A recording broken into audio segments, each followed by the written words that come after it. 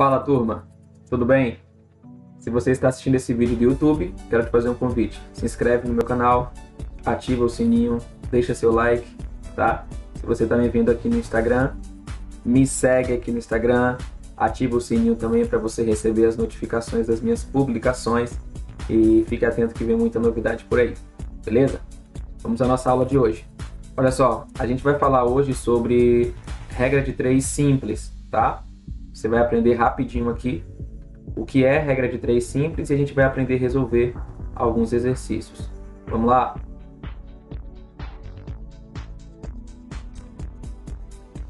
A regra de 3 simples na matemática é uma forma de descobrir um valor a partir de outros 3, divididos em pares relacionados, cujos valores têm a mesma grandeza e unidade.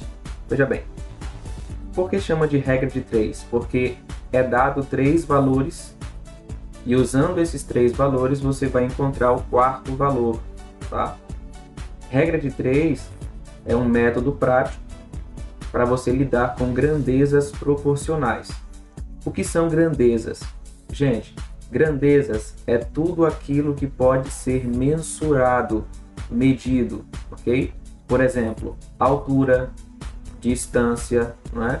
Quantidade de objetos, velocidade, tudo isso são grandezas, tá? Porque a gente pode medir, a gente pode mensurar. Se tratando de grandezas proporcionais, né? Grandezas que têm uma relação proporcional, existem 2 tipos de grandezas proporcionais. Quais são elas? O primeiro tipo são as grandezas diretamente proporcionais.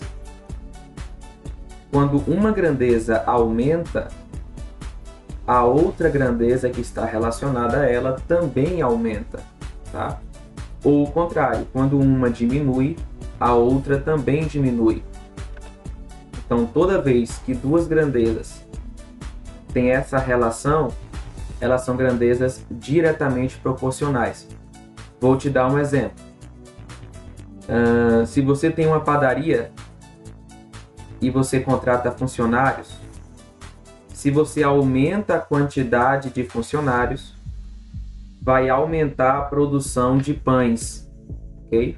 Então, o que está acontecendo aqui?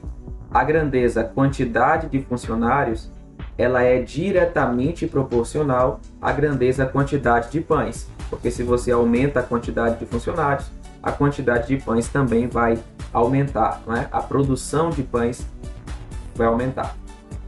Um outro tipo é a grandeza inversamente proporcional, como o próprio nome já diz. Ela é inversa.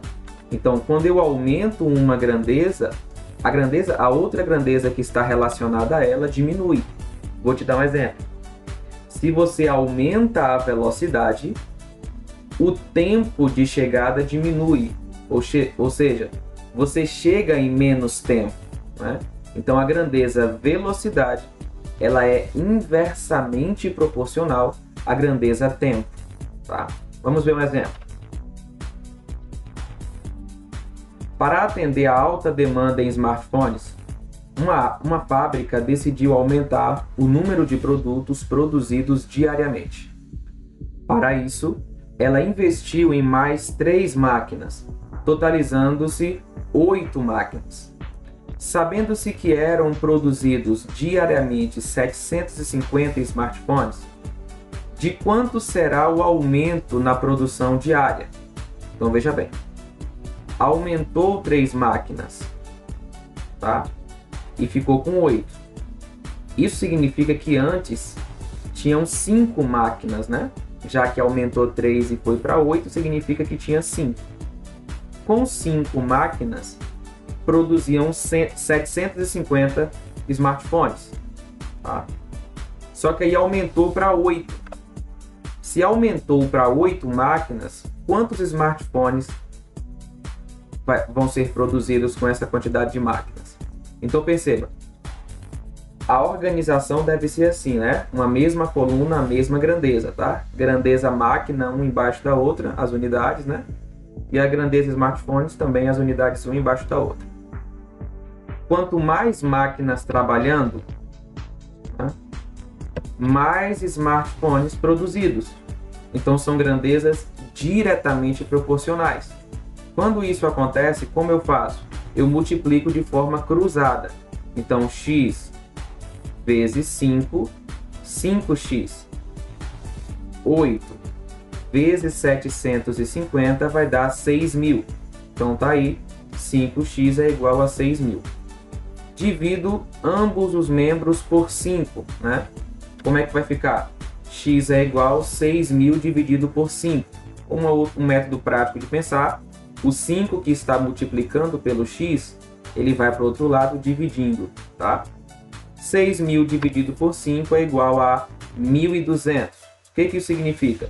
5 máquinas produzem 750 smartphones. 8 máquinas produzem 1.200 smartphones. Aumentou quanto? Aumentou. Haverá um aumento aí de 450 smartphones. Ok? Vamos para o segundo exemplo. Para deslocar-se de uma cidade para outra, a uma velocidade média de 80 km por hora, leva-se exatamente 2 horas e 55 minutos. Qual seria o tempo gasto se a velocidade fosse de 100 km por hora? Primeira coisa, 2 horas e 55 minutos é melhor transformar tudo em minutos, né? 2 horas, 1 hora a gente sabe que é 60 minutos, né? 2 horas são 120 minutos, ok? Então 120 minutos mais 55 minutos vai dar 175 minutos, tá? Então a 80 km por hora leva um tempo aí de 175 minutos. O que vai acontecer quando aumentarmos a velocidade para 100 km por hora? Como a gente já viu no primeiro slide, se a grandeza velocidade aumenta, a grandeza tempo diminui, né? Vai demorar menos tempo para chegar no local. Então são grandezas inversamente proporcionais. Como é que eu faço então? Agora eu não multiplico cruzado. Eu multiplico em linha reta. 100 vezes x é 100x. 80 vezes 175 vai dar 14.000. Tá? Divido ambos os membros por 100. Ou eu penso assim, não é? O 100 que está multiplicando passa dividindo. Toda vez que eu divido por 100, basta voltar a vírgula 2 casas, não é? Nesse caso, cortar 2 zeros. Então fica só 140. O que isso significa? Que a 100 km por hora chega em 140 minutos. Isso equivale a 2 horas e 20 minutos. Essa é a resposta, ok? Tamo junto, turma. Não esquece, deixa seu like e comenta aqui o que você achou da aula. E se você quer a aula de número 2 falando sobre regra de 3 composta. Valeu!